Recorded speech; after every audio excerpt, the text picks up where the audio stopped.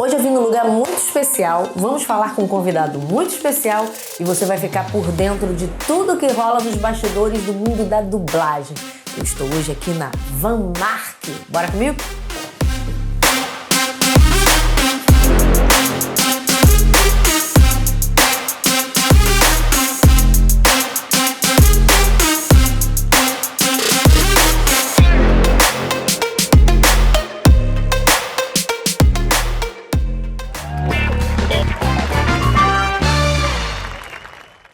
Olá, mais uma vez você que me acompanha aqui no canal Cláudia Matos e também na Agathos Play, começando mais um Fala Comigo. E um Fala Comigo muito especial, mas antes eu quero agradecer. Esse programa tem o apoio no projeto Cultura nas Redes 2. Eu quero agradecer aí o apoio da Secretaria Estadual de Cultura e Economia Criativa e aos nossos parceiros Lu Rodrigues e Aliança Brasil. Olha só, gente. Quando nós vamos ao cinema, a gente ouve aquelas vozes, né? Ouve aquela dublagem fantástica e a gente fica imaginando aqueles grandes nomes por trás da dublagem. A gente associa muito a voz ao ator, mas não. A dublagem, ela interpreta, mas ela empresta a voz brasileira a atores internacionais. Mas quem são as vozes por trás daqueles grandes nomes de Hollywood, de outros filmes cinematográficos? Hoje eu estou conversando não só com um grande nome da dublagem, um ícone, mas um grande amigo também. Eu estou com ele, o Homem de Ferro.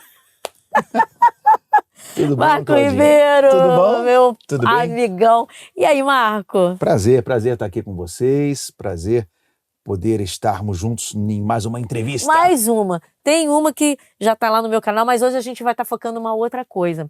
Marco Ribeiro, eu vou falar só ele, né, que faz a voz do Robert Downey Jr., porque eu vou querer que ele fale dos seus outros personagens, mas que hoje não só é um dos grandes nomes da dublagem brasileira, como também hoje ele está do outro lado, né? Ele administra algumas empresas de dublagem. Marco, quem a gente ouve aí, de repente o povo que está ouvindo ouve você como Will Smith? Eita, tem bastante coisa, são 38 anos. 38 já? 38 de dublagem, né? Comecei lá na Herbert Richards em 1985, então tem esse tempo aí já, e aí vieram atores, né? Tom Hanks, né?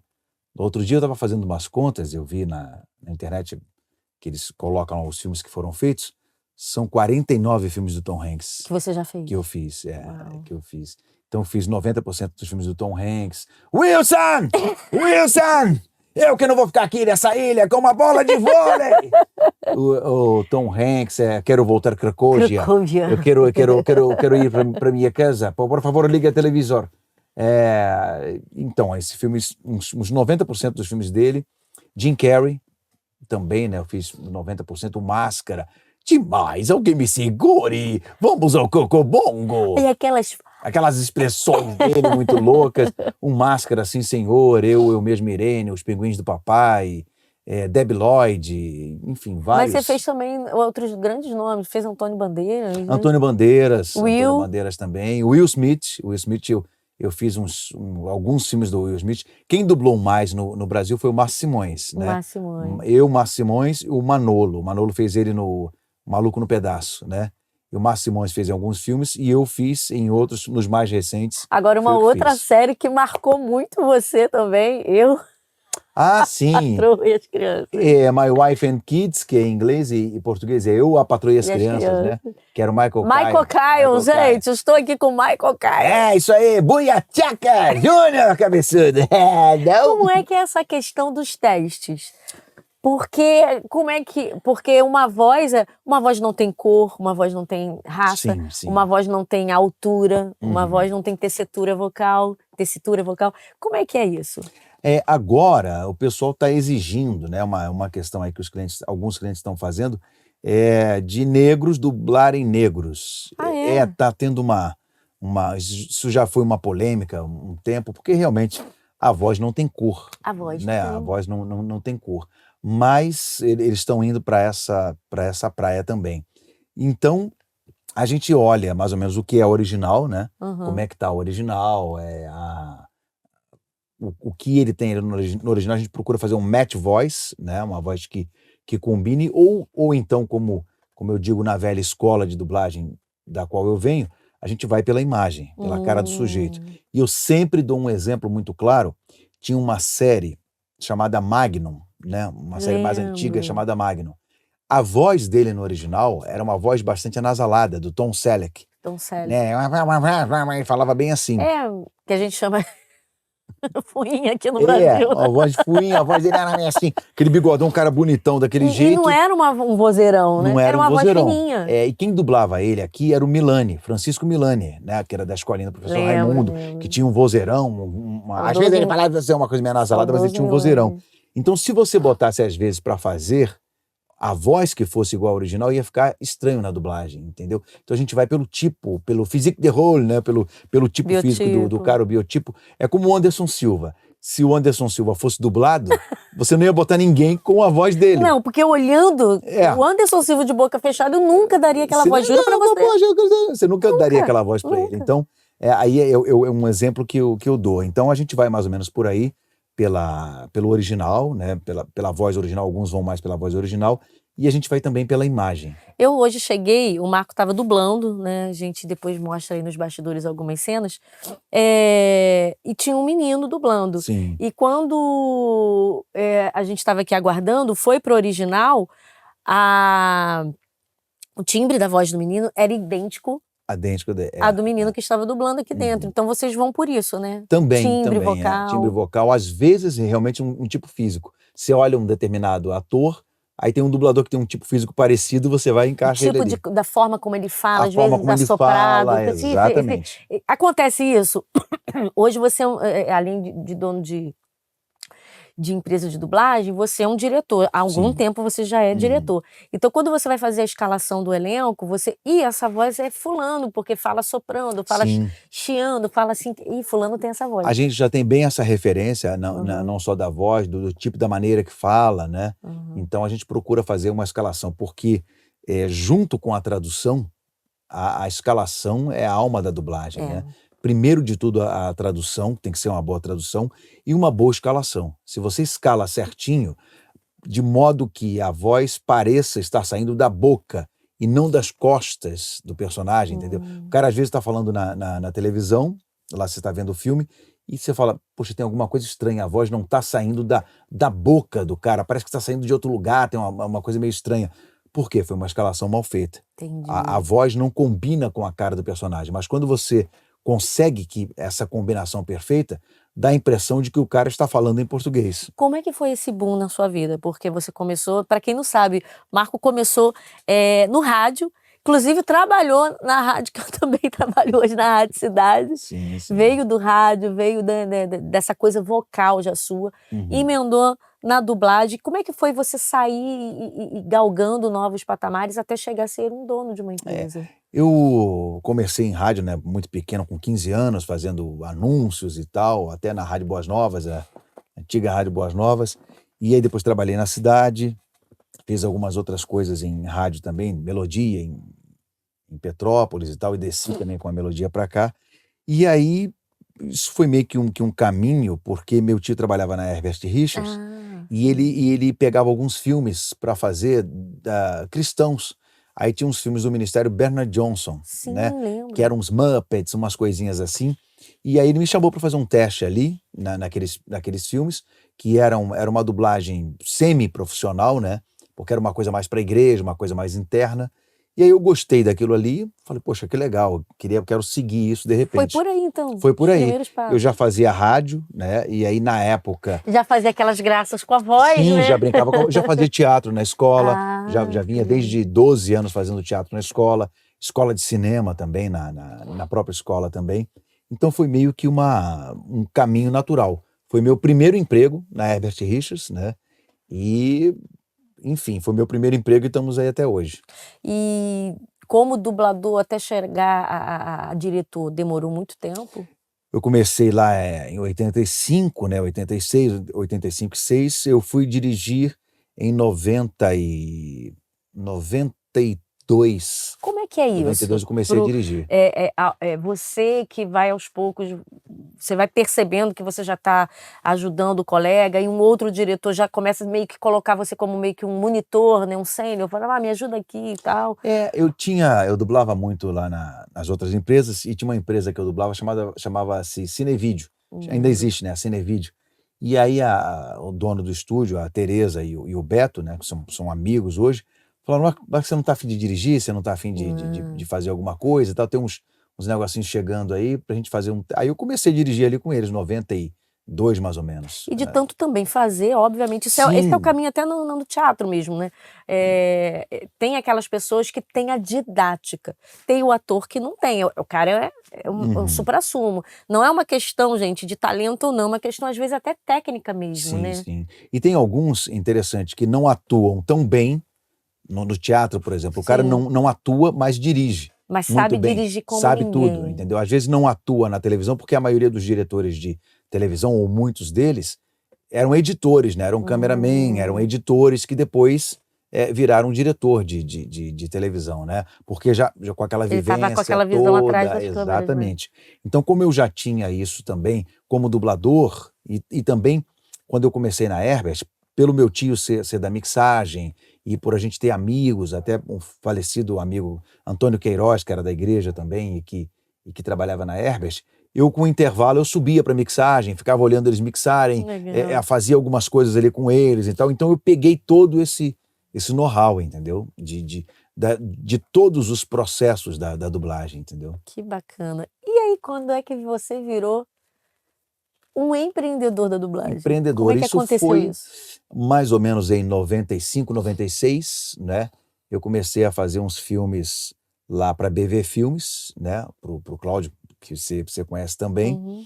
E foi ali que eu comecei a fazer uns filmes cristãos também, né? E alugava um estúdio, pegava os filmes, né, do cliente, alugava o estúdio e fazia o filme, entregava o filme pronto para ele. E aí, fazendo esses filmes, eu disse, por que não fazer outras coisas? E aí, na época, tinha um boom muito grande de VHS, né? Sim. Home video, né? E aí eu peguei o telefone e o endereço de algumas distribuidoras e fui para São Paulo, na cara e na coragem. É mesmo? Pegando ônibus 11 horas, chegando em São Paulo de manhã, entendeu? Dormindo no Poeirinha, coisa desse tipo assim, indo atrás dos distribuidores. Que legal. Eu chegava, batia na porta dos caras, dublagem, a gente pode fazer e tal, não sei o quê. Você faz o seguinte, eu vou dublar pra você, se você não gostar, você não me paga. Aí o cara falou, ou esse cara confia no taco dele, ou ele é muito maluco. Porque o cara não tinha nada a perder, né? Entregava o filme pronto, e aí eu entregava com as mesmas vozes, com as mesmas, os mesmos dubladores que o cara via na TV Globo, nas TVs Você abertas. já trabalhava única e exclusivamente com dublagem nessa época? Único exclusivamente com dublagem. E aí era interessante porque eu pegava os clientes justamente que os grandes não queriam ou não podiam pegar, que era o Herbert Richards, a VTI.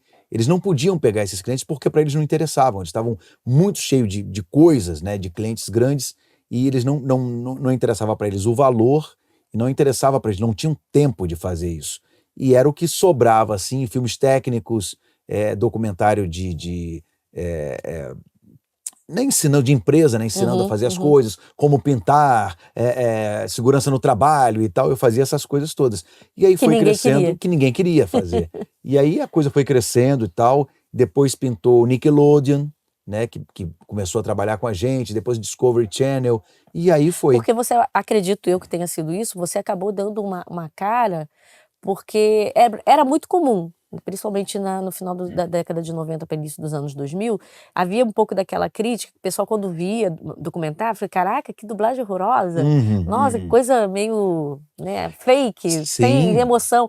Então, você começou a colocar uma galera pesada, de qualidade, justamente. E aí isso acabou te arremetando também outros clientes. Com certeza, com certeza. A gente trabalhava, por exemplo, em narração, fazendo narração para o Discovery ou para essas coisas, com Márcio Seixas, já naquela época, dublador consagrado, o Mauro Rosas, que era da TV, Manchete na época, entendeu? A galera toda mesmo, locutores. Com a mesma qualidade de um filme de Hollywood. Exatamente, com aquela qualidade, exatamente. E a gente trabalhava com essas pessoas assim, e aí isso foi justamente o que você falou, uma coisa foi puxando a outra, né? Você vendia um produto bom e o cara falava, poxa, esse cara é legal.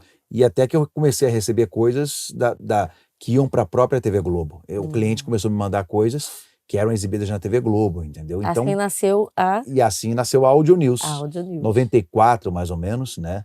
Nasceu a Audio News, versão brasileira Audio News. A gente ouve ainda. Sim, estamos aí. Hoje a gente está fazendo bastante Disney, né? Bastante Nickelodeon também, muita coisa para o YouTube, dessas coisas novas, e estamos aí nesse E tempo aí todo. veio, né, a antiga Van Maher, hoje é Van Sim, Mark. aí passando já tem 8 anos, 7 anos mais ou menos, o Vanderlei, que era um dos sócios da Van Mark, na verdade, lá atrás, antes da Audio News, ou junto com a Audio News, eu ia entrar com o Vanderlei na Van Mark.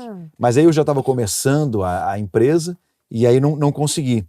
E aí passou o tempo e 7 anos atrás, o outro sócio do Vanderlei saiu e aí nós conversamos e aí entramos na sociedade. E aí mudou de Van Maher para Van Mark. E como é que foi estar do outro lado? Tá desse lado como dublador e tá do outro lado agora do empreendedor, do empresário. Uhum. Tem algum conflito de interesse? Não, eu sempre soube dividir muito bem essas coisas, né? Porque quando eu me tornei empresário, a minha vontade dentro da casa, era fazer tudo aquilo que eu achava certo, né? E errado nas outras casas não fazer, não repetir. Às vezes legal. é um conforto de bancada para o dublador estar, Show. não é? Porque o empresário que não está no dia a dia, ele não tem essa visão.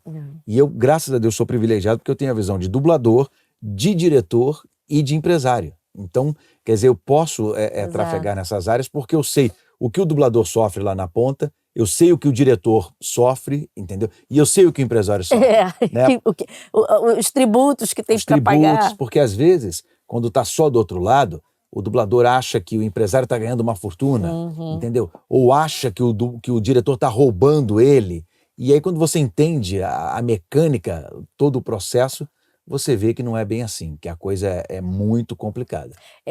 Eu fiz essa pergunta já sabendo um pouco a resposta, porque a gente percebe isso, principalmente quem conhece o trabalho do Marco, quem caminha com o Marco, que ele realmente defende a classe. Sim. E você está levantando uma hashtag muito bacana e muito forte, que eu acho que todos nós brasileiros que gostamos de cinema deveríamos levantar, que é... Prestigie a boa dublagem, que eu criei essa hashtag em 2017, né? Alguns amigos nossos vindo aqui no estúdio, e aí eu criei um quadro chamado A Cara da Voz. Eu ia te falar isso, volta a fazer. Sim, porque teve essa época que o mundo acabou, né? O mundo acabou. Começou de novo agora. E aí a gente voltou. Mas então, eu acompanhava, eu adorava aquilo, né? Quem tá do outro lado da voz. Do outro lado né? da voz, é a cara da voz. E aí, no final, né, eu pedia, me veio essa ideia.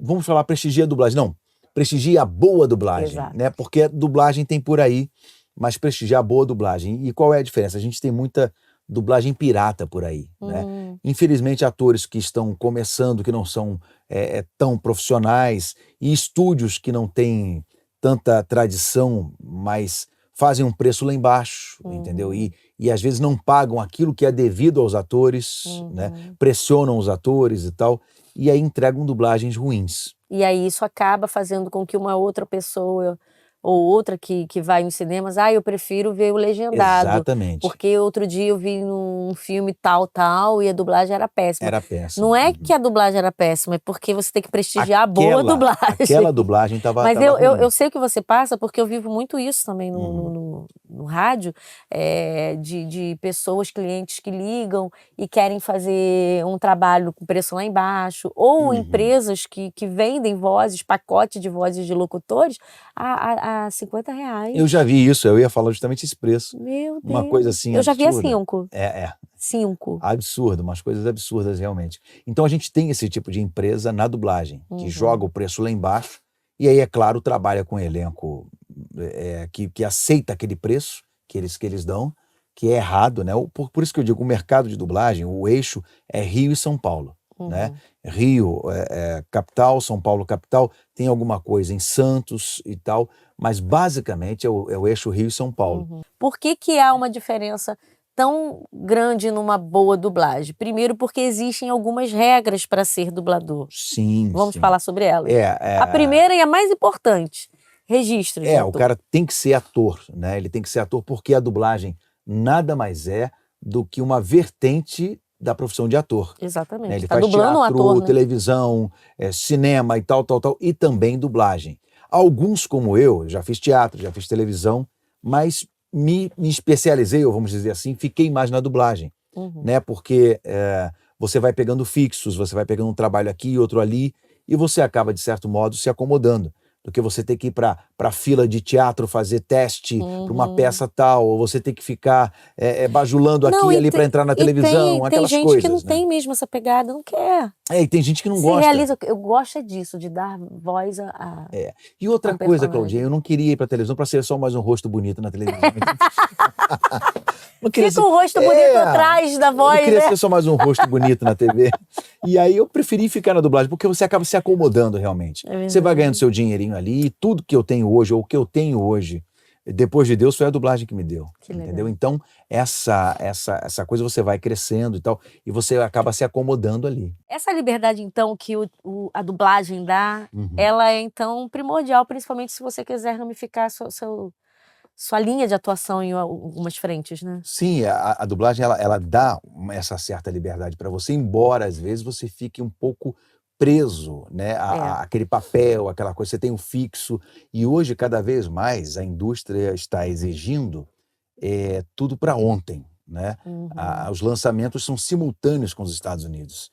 Então, muitas vezes a gente dubla filme que não foi finalizado Eu ainda. lembro, a gente, na época das locadoras, né, dos filmes quando eram lançados, a gente esperava 2, 3 anos para um filme sair. Sim, que era a janela de exibição do filme do cinema. Desculpa, isso era para TV. Para TV, era 2, 3 anos. Eram meses, 6 meses. Uhum. Para ir para home video, né? Isso. Tinha uma janela de home video que era muito grande, e a janela de televisão era essa, 2, 3 anos, até o filme chegar na televisão. Hoje em dia é tudo muito rápido. Para você ter ideia, séries e filmes a gente recebe não finalizados ainda, com chroma key lá atrás, o cabo pendurado no ator. Caramba. Não é quase que em tempo real, né? Exatamente, a gente vai dublando, e aí depois vem a gente chama P1, P2, P3 e P4, né? Que é a cópia 1, 2, 3 e 4.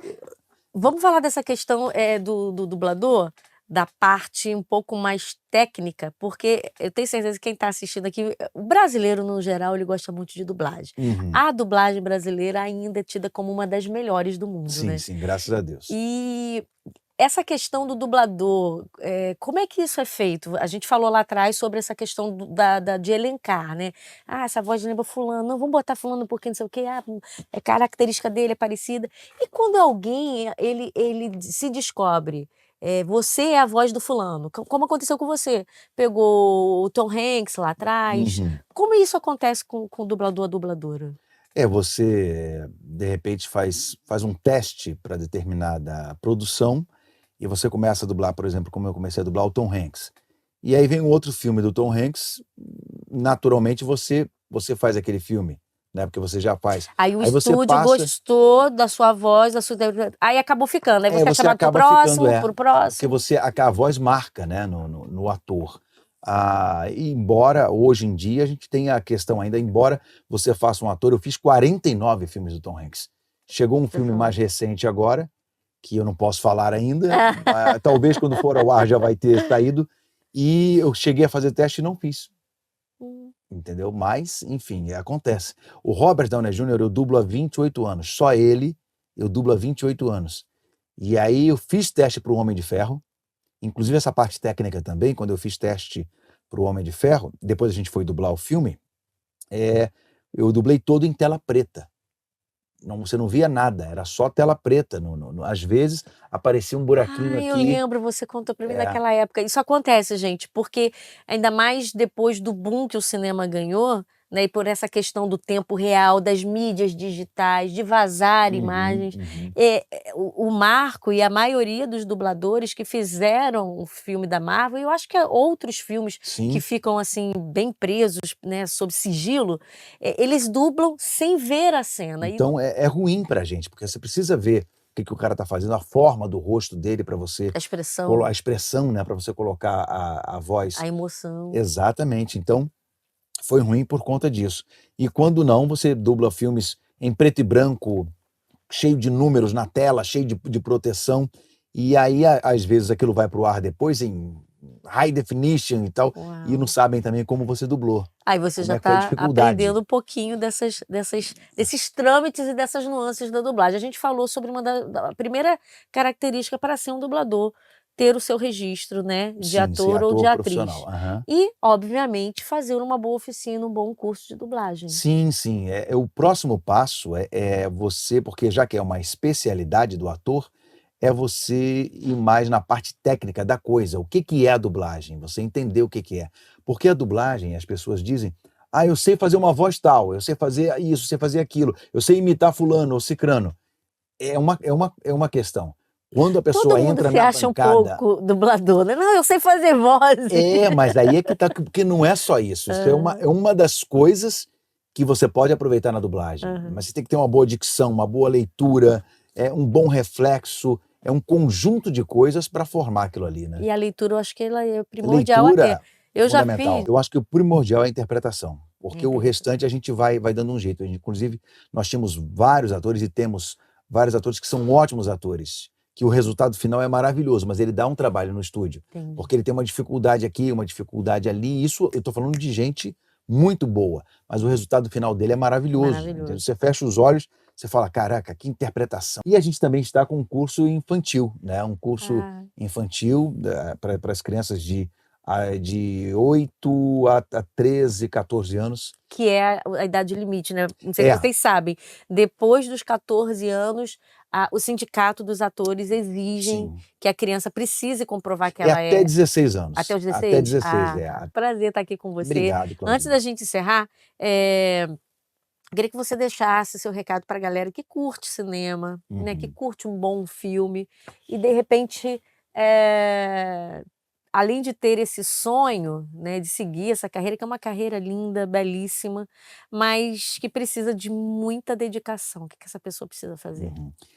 O conselho que eu dou é esse, a pessoa realmente, embora a gente caia quase no natural, assim, né, do que se fala, é correr realmente atrás dos sonhos e saber que não é só flash, não é glamour, né?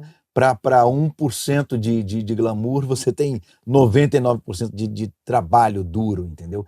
Então, ninguém chega a uma determinada situação dentro da sua profissão sem ter ralado, sem ter engolido sapo, sem ter trabalhado. O que a gente esbarra hoje, às vezes, são pessoas que vêm chegando, como o pessoal diz, chegou agora no ônibus e já quer sentar na janela, entendeu? Então, você lembra, quando você começou em rádio, como é que era a ralação toda, tudo muito difícil. Então, eu acho que é isso, é ir buscando devagar uma coisinha aqui, outra ali, se especializar, né? Procurar fazer o máximo de cursos que você puder, porque no meu tempo, você sentava no estúdio e ia aprendendo ali na hora, faz esse cara, faz aquilo. Hoje a gente não tem mais esse tempo. E além do que, você não pode mais receber visitas nos estúdios, a questão do sigilo é cada vez maior, né? Então, você só pode ter o ator que está atuando ali naquele trabalho presente no estúdio. Então, as pessoas devem se dedicar a isso, tirar o seu registro profissional e realmente procurar cursos sérios, né? De pessoas que estejam no mercado, que tenham nome no mercado e que sejam consagrados, né? Como dubladores, como dubladoras, que realmente, porque tem muita gente dando curso de dublagem que nunca fez dublagem na vida, eu já vi. E já caíram alunos nas minhas mãos. Aí eu fiz curso com o John. Falei, mas esse John nunca atuou. Não. Ah, não, ele falou que dublava na Herbert. Não, mentira, nunca vi esse nome. A gente começou falando de alguns dos grandes personagens que ele fez. Ao longo disso, teve Toy Story. Toy Story. Tem uma cobra na minha bota! Buzz, você é um brinquedo! Eu acho que a pior coisa, que é uma história engraçada, mas eu acho que é o pior. Eu uma vez ouvi o Briggs falando isso, é você estar na sua vida privada, estar num lugar, faz aquela voz. Ah, sim. Faz aquela voz aí. Como é que é aquela voz? Imita aí. Imita aí. Gente, pelo amor de Deus, imita aí. Pede isso publicamente não, gente, isso mata. Imita aí. Me pede, às vezes, faz quando não sei o que, faz aquela voz. Não é engraçado o que você faz. Aí você faz, pô, você faz o Woody, faz aí, então. Tem uma cobra na minha bota! Caraca, igualzinho! Acesse as redes sociais do Marco, que é @MarcoDub no Instagram. E no YouTube, Marco Ribeiro Oficial. Marquinho, obrigada Obrigado, mais uma Claudinha, vez. Obrigado mesmo. Adoro, sabe que eu te amo. E #prestigie a boa dublagem. Prestigie a boa dublagem. É Eu amo isso. vocês. 1.000 milhões.